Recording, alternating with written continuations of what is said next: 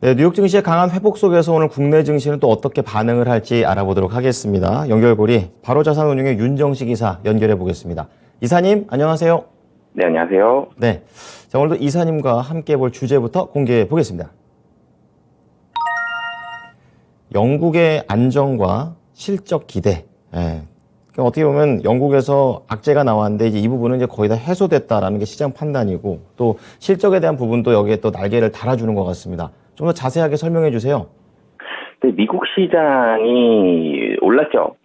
상당히 좀 많이 올랐는데, 최근에 근데 변동성이 굉장히 강합니다. 많이 떨어질 때도 있고, 또 많이 오를 때도 있고, 이런 변동성을 가지고, 움직이고 있는데, 오늘의 반등은 사실 좀, 이 성격이 좀 다른, 사실 굉장히 좀 좋은 그런 반등이다라고 보여지고요. 결론적으로는 좀 바닥을 잡은 그런 모습이 상당히 좀 많이 나타났다라고 말씀을 드리겠습니다.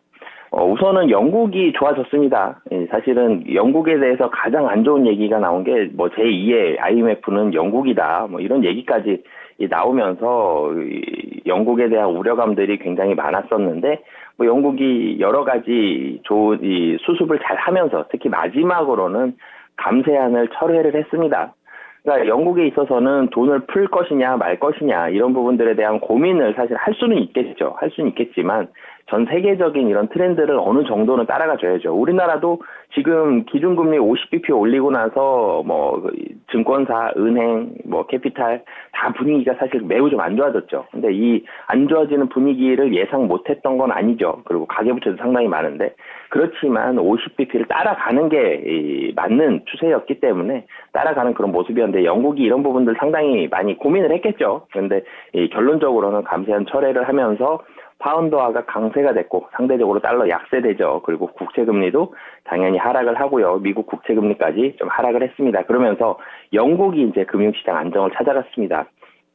전 세계적으로 지금 나타날 수 있는 위기 두 가지를 사실 꼽았었는데 영국과 러시아였죠. 근데 영국은 거의 이제 안정이 되었다라고 보시면 되겠고요. 러시아는 이제는 핵만 쏘지 않으면 좀 될 것으로 보여지는데 이제는 한쪽이 아무튼 해결이 됐기 때문에 시장은 어느 정도 좀 안정을 했다라고 보여지고요. 그리고 또 좋은 점이 이제 미국으로 건너가도 영국과 이어지죠. 이 달러가 약세가 됐습니다. 이 국내도 한 5원 정도 하락해서 시작할 것으로 보여지는데 달러도 약세가 됐고 국채금리 여전히 높은 수준이긴 하지만 그래도 국채금리도 좀 하락을 했습니다. 전체적으로는 달러와 국채금리가 조금 더 오늘 밤도 그렇고 내일 밤도 그렇고 하락할 것으로 보여지고요. 시장은 좀 안정이 됐고요. 이제 여기에 주가가 상승한 플러스 알파의 결정적인 요인이 들어옵니다. 이제 기술주 중심으로 시장 좀 많이 상승을 했는데 테슬라도 그렇고요, 애플도 그렇고 그리고 은행주들이 실적이 이제 미국 시장은 기대가 좀 많이 된다라는 이런 기대감들 나오면서 상승을 했습니다. 이 기술주가 좋아졌다라는 거, 그리고 은행주가 좋아졌다라는 거, 이 영국이 해결이 되지 않았으면 기술주 상승할 수 있겠지만 이게 단기적으로 하루 정도 상승하고 사실 끝날 텐데 영국이 어느 정도 해결이 됐기 때문에 이 기술주의 상승은 조금 더 갈 가능성이 좀 높아 보이고요. 그리고 은행주 같은 경우도 상승에 대한 이유가 실적 기대감입니다. 이 실적 기대감으로 인해서 상승을 했는데 은행주는 실적 보기 전에 영국이 해결이 되지 않았거나 예를 들어서 미국이라든지 다른 데 금융 시스템적으로 리스크가 좀 남아있다 그러면 은행주 상승하기 쉽지 않거든요. 그런데 그런 리스크는 어느 정도 해제가 됐고 그리고 실적이 기대가 된다라는 기대감이 들어오면서 은행주까지 상승했다라고 보시면 되겠습니다. 네. 영국에서 또 은행으로 넘어오는 그런 좋은 시너지 효과가 있었다라고 좀 말씀해 주셨고 영국 상황 보면은 참 요직에 있는 사람들 말 잘해야겠구나 이런 생각이 듭니다. 자, 그럼 국내 증시에 미칠 수 있는 영향으로 바로 연결해 주시기 바랍니다. 네, 우선은 환율 하락을 했고요. 그리고 그러니까 그 달러가 소폭의 약세를 보이겠죠, 오늘. 그럴 가능성 매우 좀 높기 때문에. 그리고 외국인이 지금 10거래일 이상 한 11거래일 정도 연속 순매수를 하고 있는데 오늘도 그렇기 때문에 순매수 좋은 분위기 이어갈 것으로 보여집니다. 미국 시장에서 국채금리도 하락을 했고요. 기술주 분위기 좋고요. 미국의 기술주가 우리나라로 넘어오면 일본으로 삼성전자랑 하이닉스로 연결이 되죠. 그렇기 때문에 전체적으로는 우호적인 분위기. 어제도 사실 분위기가 카카오 이 삼형제가 좀 좋지 않았지만 이 카카오 삼형제를 제외하고 나면 분위기가 괜찮았거든요. 이 전기전자 쪽으로 매수세가 상당히 많이 쏠렸는데 이 전기전자를 뭐 상당히 많은 부분 상쇄하는 게 서비스와 은행주들로 매도세가 나왔었는데 이 서비스와 은행에 카카오와 카카오페이, 카카오뱅크가 있었죠. 그렇기 때문에 이 순 매도 금액 때문에 절대적인 외국인의 매도 금액이 좀 줄어들었지, 사실은 이 외국인의 분위기는 어제 좋았습니다. 외국인 전체적으로 장중에 순 매수를 전환하고 매수 금액이 늘어나는 모습들이 있었는데 이 우호적인 분위기 오늘까지 좀 이어갈 수 있을 것으로 보여지고요. 미국의 기술주 우리나라로 넘어와서 기술주 중심으로 반등 가능성, 그러니까 삼성전자, 하이닉스 먼저 스타트를 하겠죠. 근데 삼성전자와 하이닉스뿐만이 아니라 뭐 LG 에너지솔루션도 그렇고요. 삼성 SDI도 그렇고, 그리고 이 분위기가 코스피에 있는 기술주뿐만이 아니라 코스닥으로도 뭐 충분히 좀 넘어갈 것으로 보여집니다. 최근에 하락이 코스닥 빠질 때 좀 더 무섭게 하락을 하고 뭐 반등할 때도 좀 더 크게 반등을 하고 코스닥의 변동성이 상당히 좀 크면서 코스닥 시총 상위주들도 굉장히 큰 변동성을 보여줬었는데 분위기는 전체적으로 뭐 코스피의 분위기와 코스닥의 분위기까지 좀 좋을 가능성이 좀 높다라고 보여지고요. 그리고 미국 시장에서 기술주와 은행주 아무나 상승하지 않았습니다. 실적에 대한 기대감이 있는 종목들 위주로 상승을 했고, 근데 그 종목들에 대한 탄력도가 굉장히 좋았습니다. 그렇기 때문에 이 지수의 반등 폭이 굉장히 컸거든요.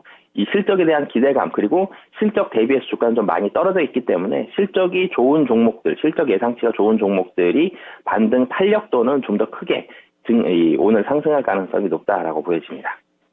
네, 기분 좋은 소식이네요. 자, 외국인의 수급 오늘도 좀 기대를 해 보겠고요. 그리고 탄력이 좋은 종목은 결국에 우리 이사님 나오실 때마다 항상 실적을 강조해 주십니다. 실적이 좋은 기업을 잘 눈여겨보자. 이렇게 얘기를 해줬습니다. 자, 그렇다면 좀 더 구체적으로 어떤 종목을 잡아야 될지 오늘 뽑아왔는데요. 공개해 주시죠. 자, 오늘 연결고리 종목입니다. 에코프로가 되겠습니다. 2차 전지 쪽 또 얘기가 나오는데요. 이 부분 좀 연결시키는 이유 좀 궁금합니다. 네, 우선은 이 2차 전지 분위기가 좋죠. 전기차, 2차 전지 분위기, 뭐 미국에서 테슬라가 사실은 등락폭 굉장히 큰데 뭐 어젯밤에도 7% 상승을 했습니다. 시가총액이 결코 작은 종목이 아님에도 불구하고 뭐 전기차 대장주임에도 불구하고 뭐 변동폭이 상당히 좀 큰데 그래도 결론적으로는 분위기 좋고요. 우리나라도 LG 에너지솔루션, 삼성 SDI 다 분위기가 좀 좋습니다. 시장의 급락세에도 2차 전지는 대체적으로 좀 잘 버티고 있는 분위기였는데 상승할 때 당연히 뭐 셀업체와 미국 2차 전지, 뭐 전기차 업체들 다 좋을 텐데 국내에서 2차 전지 이제 코스닥으로 넘어와서 코스닥이 좀 더 탄력도 높게 상승할 가능성이 높다라고 보여집니다. 뭐 전체적으로는 분위기가 좋다라는 걸 첫 번째로 말씀을 드리겠고요. 두 번째는 시장에서 실적을 좀 많이 볼 텐데 실적에 대한 기대감입니다. 이 실적에 대한 중요도, 기대감들이 모두 상승하고 있는데 이제는 2차 전지 다시 소재 쪽으로 와도 코스닥에 있는 2차 전지 소재 업체들 뭐 충분히 작년을 좀 넘어서는 그런 상승까지 좀 가능한 상황이 다시금 왔다라고 말씀을 드리겠습니다. 네. 자, 업황 분위기 좋고요. 그리고 실적에 대한 기대감, 소재 업체들 중심으로 받쳐주고 있다. 이런 얘기들을 말씀해 주셨습니다. 그렇다면 이제 에코프로 관련해서 이 종목 자체가 갖고 있는 매력 포인트 좀 짚어주세요.